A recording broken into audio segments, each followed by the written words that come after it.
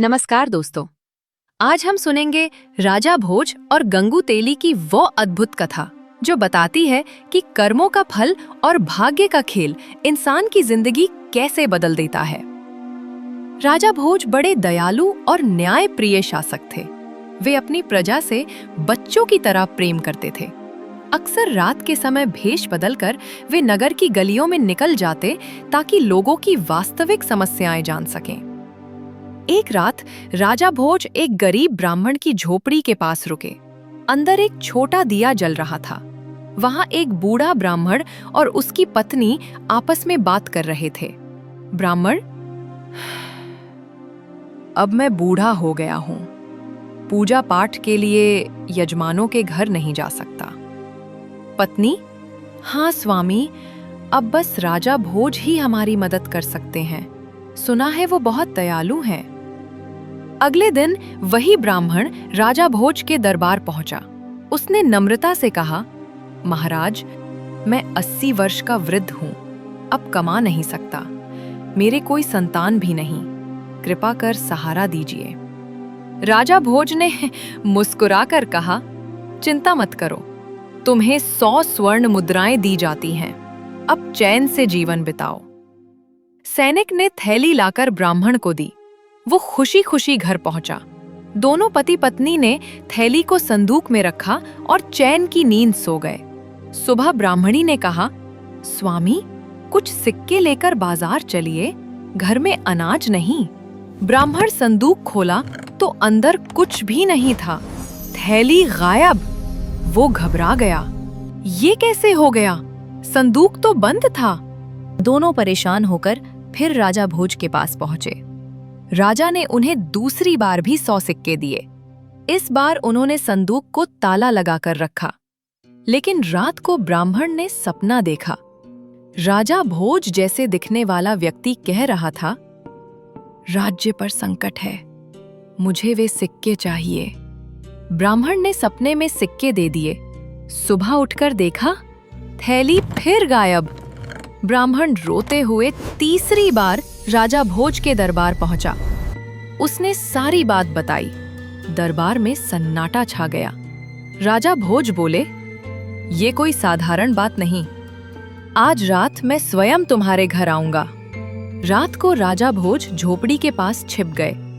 आधी रात को अचानक हवा चली। एक लंबा आदमी अंदर आया, वही राजा भोज जैसा।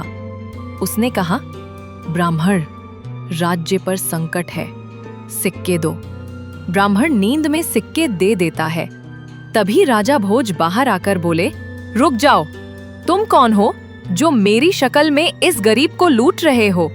वो व्यक्ति मुस्कुराया, मैं हूं भाग्य। ये ब्राह्मण अपने कर्मों का फल भोग रहा है। इन सिक्कों का सुख इसके नसीब में नहीं। राजा भोज ने कहा, यदि ऐसा है तो इसका दुख मैं सह लूं, इसे छोड़ दो। भाग्य बोला, राजन, दया तुम्हारी पहचान है, पर भाग्य के नियम कोई नहीं बदल सकता। जल्द ही तुम्हें भी अपने कर्मों का फल भोगना पड़ेगा। ये कहकर वो हवा में विलीन हो गया। कुछ दिनों बाद राजा भोज शिकार पर निकले। उनका घोड़ा बेकाबू होकर पहाड़ी से कूद पड़ा। राजा बेहोश हो गए। घोड़ा गायब। सैनिक दूर रह गए। तभी उधर से एक तेली, गंगू तेली, बैलगाड़ी लेकर गुजरा। उसने राजा को घायल देखा, उन्हें अपनी गाड़ी में बिठाया और घर ले आया। राजा की जान बच गई, लेकिन उन्होंने अपने बारे में उसे नहीं बताया। राजा को किस्मत की बात याद थी, इसीलिए वो चुपचाप उसके साथ हो लिए। अब राजा भोज गंगू तेली के घर रहते थे, इसलिए गंगू ने उन्हें कोल्हू चलाने का काम दिया। कहते हैं कि हीरा कोयले में भी चमकता है। राजा भोज का तेज छिप नहीं सका। एक दिन गांव में संगीत प्रतियोगिता हुई। गंगू ने राजा को वहां ले जाकर गाने के लिए कहा। राजा ने मंच पर जाकर गाना शुरू किया। चाहे आंधी कितनी आए, सत्य का स्वर ही गूंजता जाए। पूरा दरबार मंत्रमुग्ध हो गया। राजकुमारी वसुंधरा ने कहा, मैं इस गायक से विवाह करूंगी। विद्वानों ने परीक्षण किया और सभी बोले, यह कोई साधारण व्यक्ति नहीं, ये स्वयं राजा भोज हैं। राजा भोज की आवाज लौट आई। उन्होंने सच बताया। भाग्य ने मुझे यहाँ तक लाया ताकि मैं कर्म का असली अर्थ समझ सकूं। राजकुमारी ने मुस्कुराकर कहा, भाग्य ने हमें मिलाया है, अब हम सदा साथ रहेंगे। दोनों का विवाह धूमधाम से संपन्न हुआ। गंगू तेली को भी आमंत्रित किया गया। तभी से ये कहावत प्रसिद्ध हुई, कहाँ राजा भोज, कहाँ गंगू तेली। कहानी की सीख, कर्म कभी व्यर्थ नहीं जाता। भाग्य वही लिखता है जो कर्मों से अर्जित किया जाए। दयालुता और विनम्रता ही सच्ची राजसी पहचान है।